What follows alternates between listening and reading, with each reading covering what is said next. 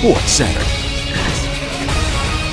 No Durant, no problem. So far, Stephen A. on whether the Warriors can finish the job without KD. Don't get mad, get even. What Toronto has to do to contain Giannis and prevail in tonight's Game 2.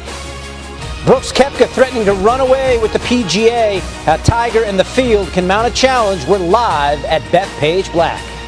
I hope Steph miss every shot and get destroyed by Steph.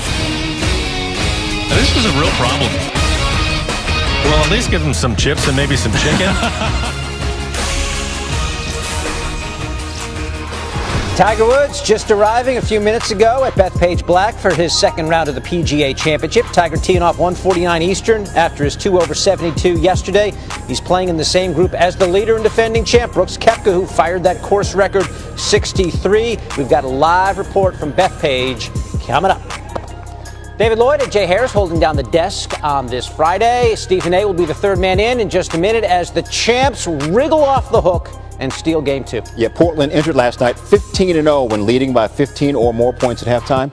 They're not 15-1. Here we go, Game 2, Western Conference Finals.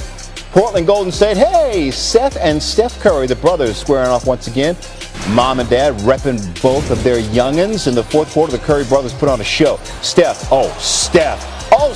by his brother using the screen with the jumper. A little later, Seth, hey, Steph, take 3 of those. Both Curry parents loving it or hating it because I want him to win. Want him to play. Blazers down 2. Damian Lillard, no. Seth Curry, yes.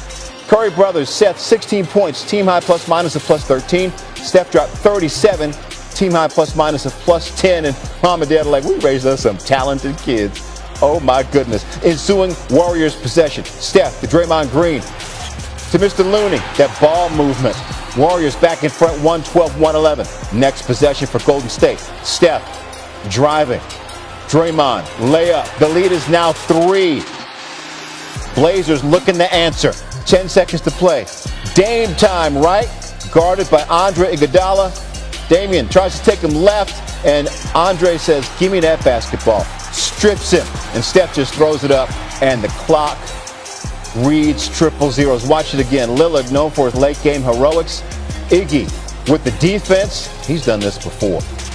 Thank you very much. We're going the other way. Here's Damian Lillard on the play. For me, as the offensive player, I felt like it was contact. There's a lot of contact, but obviously the ref is not going to decide the game or jump in at that point. So they good defensive play. Yeah, it was. Curry giving Iguodala 3 high fives. Warriors get the win, take a 2-0 series lead. Do you feel like you dodged a bullet there tonight? Oh, totally. We stole that game. I thought they outplayed us for much of the night, the majority of the night. But we brought enough competitive fire in the second half to overcome, their great play. Even being down 8 with 6 minutes left, we knew the game was far from out of reach.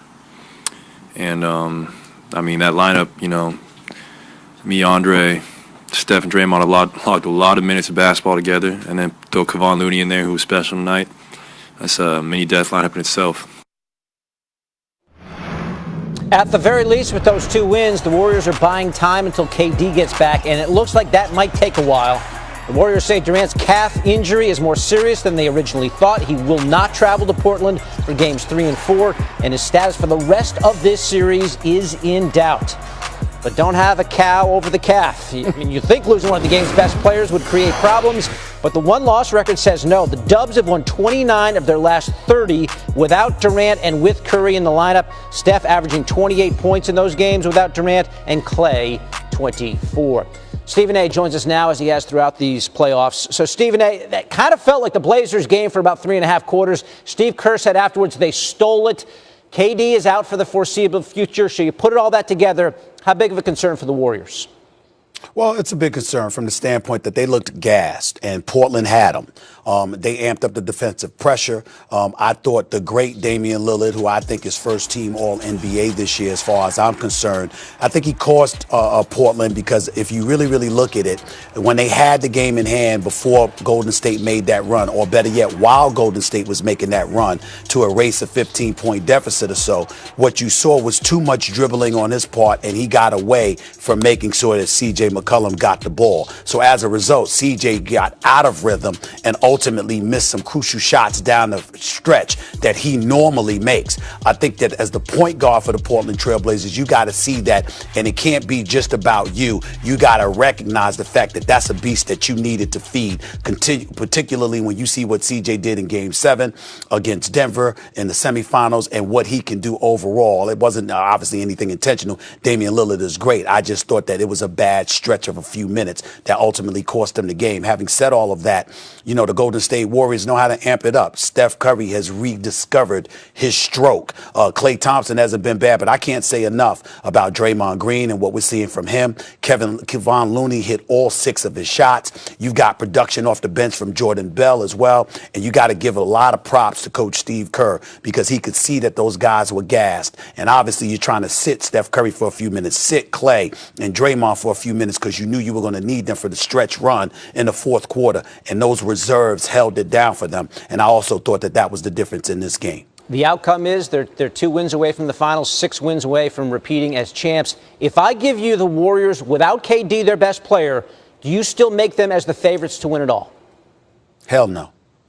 Very, very simple. They're not beating Milwaukee without Kevin Durant. I can tell you that right now. When you look at Milwaukee, their size, their length in the interior, their ability to defend on the perimeter, not to mention hit perimeter shots themselves, whether it's a Lopez, it's a Bledsoe to a lesser degree, it's Mirotic to a lesser degree, it's Brogdon who's now back and giving production. He outscored Toronto's entire bench in a reserve role for Milwaukee. They have enough weapons where and especially when you consider the height that they have available to them, that it's going to take KD's return in order to deliver a championship for the Golden State Warriors. You can have an answer over the course of 48 minutes of the shooting that Klay and Steph will give you because of that size, that mass. That's just too much to put on the shoulders of a Draymond Green and a Kevon Looney. But if you get KD back, who can look the Greek freak eye to eye, particularly out on the perimeter, and drop 30 at any given moment,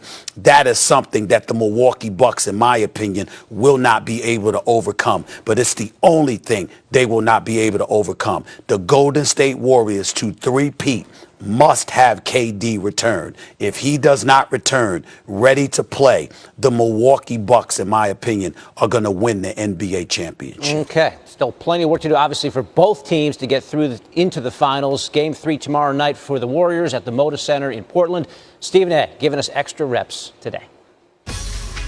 And still to come, can the Raptors kick it into another gear? What it will take to steal Game 2 in Milwaukee. Stephen A. is going to return later on SportsCenter to talk about that. David, to golf we go. Second round of the PGA Championship underway at Bethpage Black in Farmingdale, New York.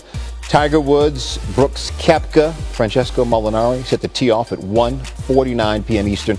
Tiger struggling with his putting, among other things, in round 1, finishing 2 over for the day. Koepka rolled in the lead, course record 63 on Thursday. Taking a look at your leaderboard, you see Koepka's course record. He's still leading because everyone that went out today, especially Danny Lee, he was 1 shot behind, and he's tried to come back. I think he went down as far as -1. He's back up to -2.